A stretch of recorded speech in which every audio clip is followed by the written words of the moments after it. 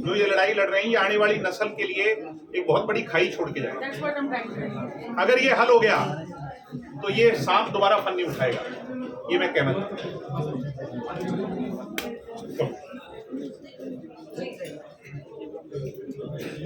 जैसे कि हमारी सरकार के साथ वार्ता हुई थी, उन्होंने हमें आश्वासन दिया था कि आपकी सारी मांगें पूरी करी जाएंगी। उनमें हमारे साथ जो शिक्षा मंत्री थे और जो मंत्रिमंडल हमारे साथ जुड़ा हुआ था, उन्होंने हमारी कोई मांगे पूरी नहीं की। उन्होंने हमारे केवल पीठ में खंजर घोंपने का काम किया है, हमारे साथ धोखा किया है। पहले दिन से उन्होंने कहा था कि आप अपना आंदोलन उठा लीजिए। हमने कहा जी हमारी मांगे दे दीजिए, तो बोले आप 10 मिनट में आपकी मांगे पूरी हो जाएंगी माम जी, 9 मिनट में हम आंदोलन उठा लेंगे। पर उन्होंने हमारे साथ ऐसा कोई कार्यक्रम नहीं किया है। पहले 8 डिमांडों में से दूसरी डिमांड का 1/4 हिस्सा पूरा करके हमें कह रहे हैं आंदोलन उठा लीजिए। उनका केवल एक ही मकसद है कि कैसे आंदोलन उठ जाए। हम जी आज 21वां दिन है आंदोलन का, हम वही बैठे हैं। हमारा कोई ऐसा राजनीतिक वो नहीं था, हमको सबने सपोर्ट किया क्योंकि हम जो लड़ाई लड़ रहे हैं वो सच के बुनियाद पर लड़ रहे हैं। और वो सच्चाई हमें इस जो हमारे साथ गलत हुआ है उसके हमें यूनिटी देती है और हमारे साथ सब कुछ जुड़ चुका है। इसमें हमारे सारे विपक्ष के नेता हो गए, पक्ष के कुछ लोग हैं जो सामने नहीं आ रहे हैं, हमारे स्टूडेंट ऑर्गेनाइजेशन है, किसान यूनियन है, हमारे साथ सब जुड़ चुकी हैं।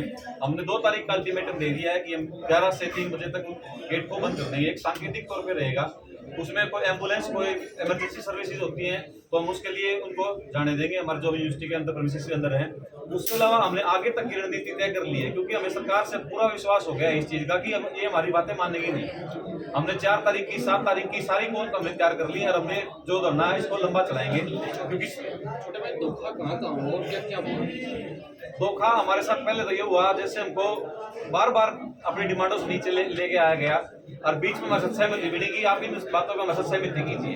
हम उन सहमतियों पे भी उनके साथ तैयार हो गए। हम अपना मतलब सरकार से हम इतना लड़ने की वो नहीं करते, हम उनके साथ चलने की तैयारी करते हैं। हमें भी आगे बढ़ना है तो हमने उनके साथ समझौता करने की कोशिश की। समझौते में हमारे साथ जो हमारे मंत्री जी थे लाइव जुड़े हुए थे और जो वहाँ पे एसडीएम भी थे और भी अधिकारी थे, उन्होंने कहा आपकी सारी मांगे मान ली जाएंगी, आपको जल्दी ही रुझान आने शुरू हो जाएंगे। उन्होंने रुझानों के नाम पे हमें कुछ नहीं दिया। ये धोखा हमारे साथ यही हुआ कि उन्होंने हमारे साथ विश्वासघात किया। हमारे साथ बातें करके जो उन्होंने उनको आश्वासन दिए थे हमने पढ़ के बताए, उन्होंने पढ़ के सारी सुनी थी। उन्होंने एक भी कार्रवाई जो उसकी हमें लिखित में नहीं दी और अभी भी बार बार हमारे ऊपर प्रेशर बनाया जा रहा है कि आप अपना आंदोलन कैसे न कैसे करके खत्म कीजिए। उसमें हमारे हॉस्टल बंद किए जा रहे हैं। जैसे कुछ पूछ रहे थे कि हॉस्टल के जो नियम है वो क्या नियम होते हैं। ये नियम तो पहले भी थे जी। 8 बजे को लड़की जाती थी, को 2-4 लड़कियां होती थी, किसी को इमरजेंसी होती है, पहले भी जाती थी।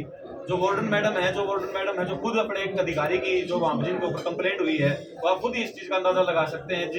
जिसके हस्बैंड पे कंप्लेंट चल रही है वो तो ऐसे काम करेंगे ही, वो तो बच्चों को डराएंगे तब पाएंगे। अभी जैसे मेरे साथ छात्राएं आई हुई हैं, इनको अल्टीमेटम दे दिया गया है कि आप अपना हॉस्टल खाली करिए वरना आपको हाथ पकड़ के हॉस्टल से बाहर निकालेंगे। तो जो ये कॉन्फ्रेंस चल रहे हैं जो हमारे भी मीडिया वाले उनके साथ ले रहे हैं कि सब उन पे हमला हुआ, क्या आपको लगता है जो हमारे साथ पीछे बच्चे हैं जो इनके साथ इतना गलत हो रहा है उन पे हमला कर देंगे?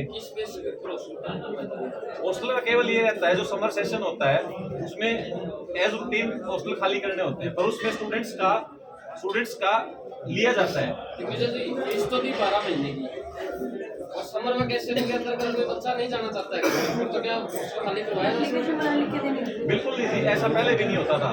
बच्चों का कंसेंट लिया जाता था, बच्चों से मेजोरिटी पूछी जाती थी कि आप जाना चाहते नहीं जाते, फिर परमिशन को रुकने दिया जाता था। अब केवल इनका एक ही वो है जो यहाँ पे सोच रहे हैं कैसे न कैसे करके यहाँ बच्चों को तोड़े, उसमें चाहे राजनीतिक तौर पर जो जातिवादी के हिसाब से तोड़े या किसी हिसाब से तोड़े, बस वो बच्चों को तोड़ना चाहते हैं कि कैसे न कैसे आंदोलन खत्म हो। और जैसे दिग्विजय जी ने बताया ये बस गहराई माप रहे हैं और हम बताना चाहते हैं हमारी गहराई बहुत गहरी है।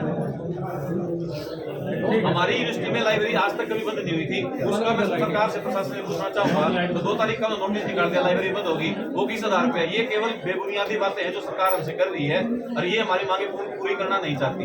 जैसे बीजेपी को छोड़ के इन्होंने दबाना था 6-7 मिनट का लगा, अब 2 तारीख की पोल को कहीं ना कहीं दबाने की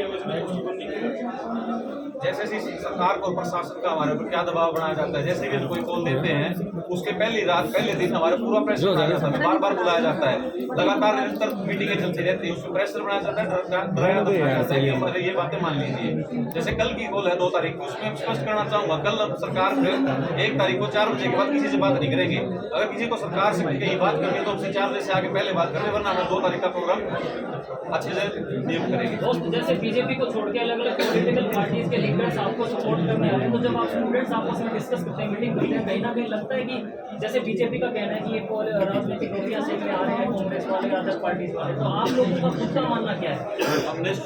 हमने शुरू दिन से किसी पार्टी को कभी ब्लेम नहीं किया है आज तक, पर हम तो जी अकेले हैं यहाँ पे, हमारे साथ तो जानलेवा हमले हुए हमारे ऊपर, हम तो जी किसी का साथ मिले उसको, हम तो खुद किसी का साथ चाहते हैं, कोई हमें रास्ता दिखाए, हमने कभी आंदोलन नहीं किया, हम तो पढ़ने आते थे, मैं खुद पीएचडी या स्टूडेंट रिसर्च स्कूल में यहाँ पे, हमने यहाँ पे कभी ऐसे आंदोलन नहीं किए, जो हमारे साथ गलत हुआ हम तो बस गलत की आवाज उठा रहे हैं, और जो इस आवाज में हमारे साथ खड़ा हुआ उसका खुला निमंत्रण है, खुला उसका स्वागत है, और उसका हम बहुत धन्यवाद करते हैं इस चीज में।